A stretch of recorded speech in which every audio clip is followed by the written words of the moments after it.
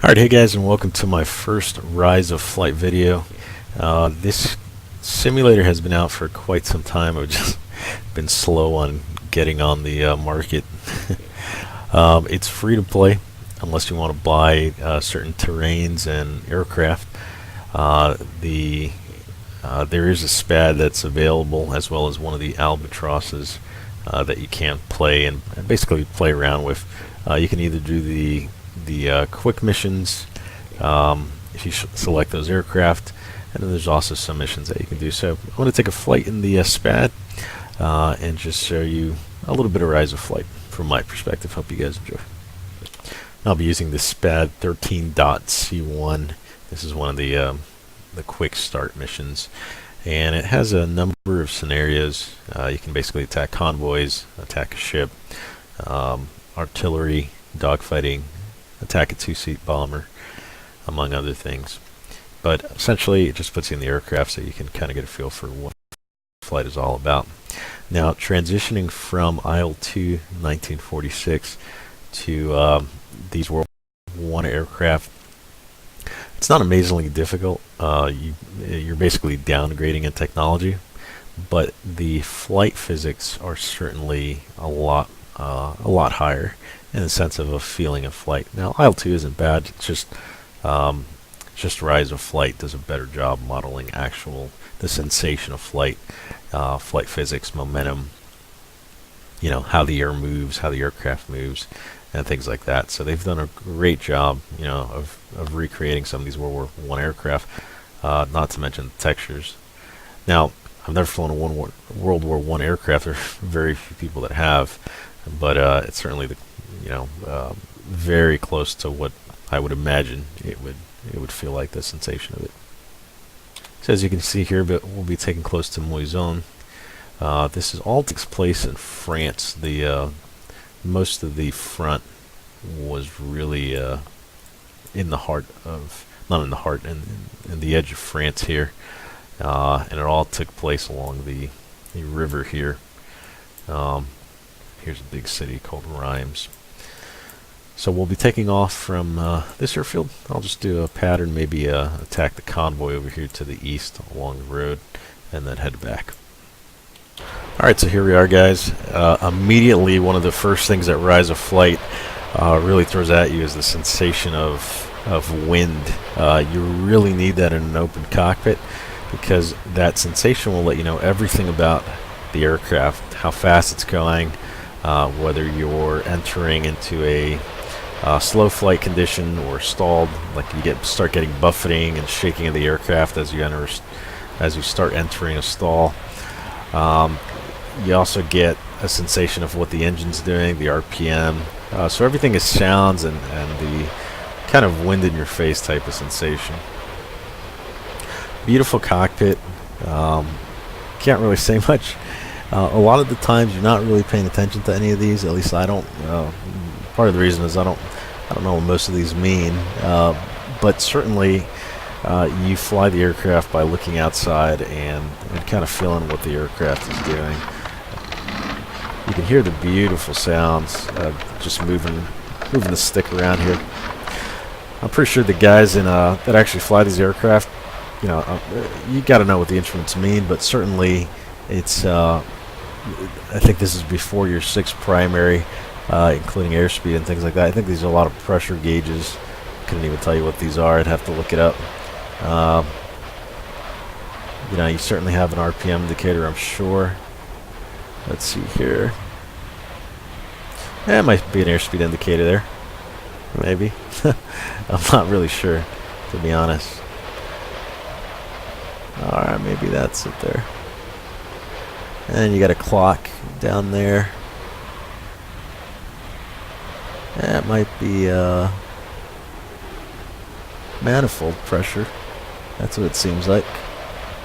And maybe is that a temperature gauge? Yeah, very well could be. Not really sure about that. Might be the engine temperature, actually. Let's start with the engine.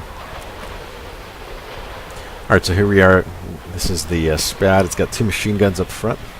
Let's go ahead and start the engine and see what that sounds like. Oh. Let's try this again.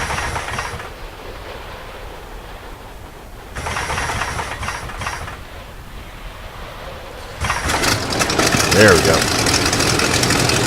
I guess that simulated a little bit of hand cranking. Alright, so we've got a lot of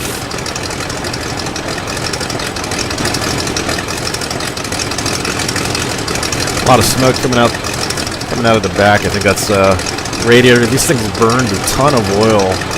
I think this is a radiator engine. Not a radiator. It's a rotor engine, and they would burn a ton of oil, something like a gallon of oil an hour. You get a lot of smoke on these. Alright, so ailerons, elevator, and shift the rudder.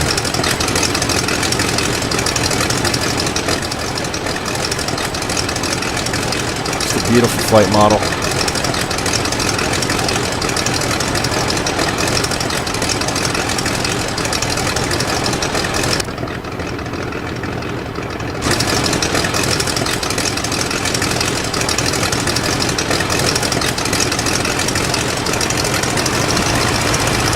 And I think that is manifold pressure because I'm increasing that.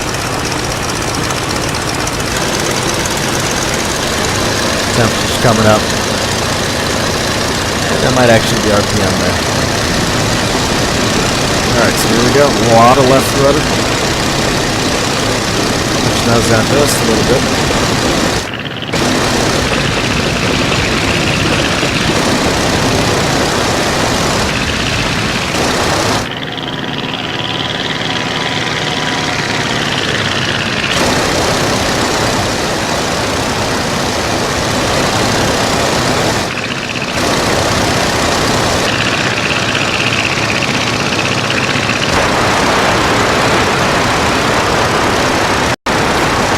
Let's check our map here. We're just going to head eastbound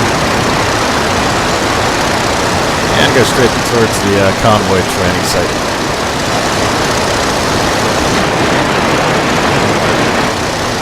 As you get in different positions in the cockpit, you can certainly tell.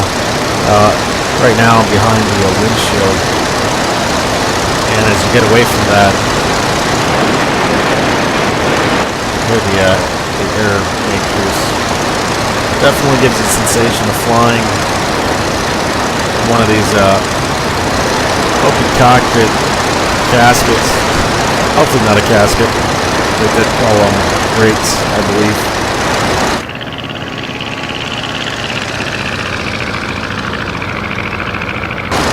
Alright, so we should be coming up on this convoy fairly soon. I know they're on the main road here. I did a couple of runs before I started the video. Okay, hopefully you guys can hear me. There's a lot of wind noise. Okay, there's the convoy. You can see a few small dots down there. And I believe you had to center this little thing with the gun sight to get accurate shots. So we're try not to overshoot it. Try to take out the vehicle. One thing you gotta really do is come in very close to the vehicle before you fly.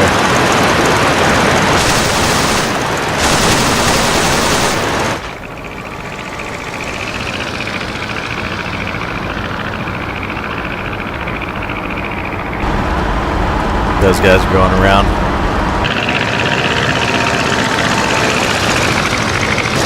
So because of the biplane, we can do some very tight turns, and it has some incredible low speed handling. Almost impossible to stall these aircraft. I mean, you certainly could do it, but you'd have to try. They're very forgiving platforms.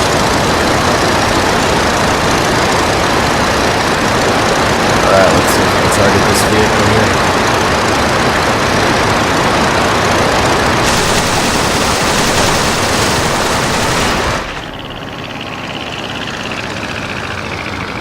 Beautiful.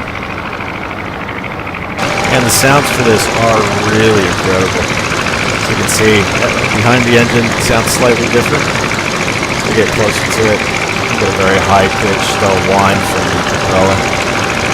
And as we go behind it, we get more of the engine sound.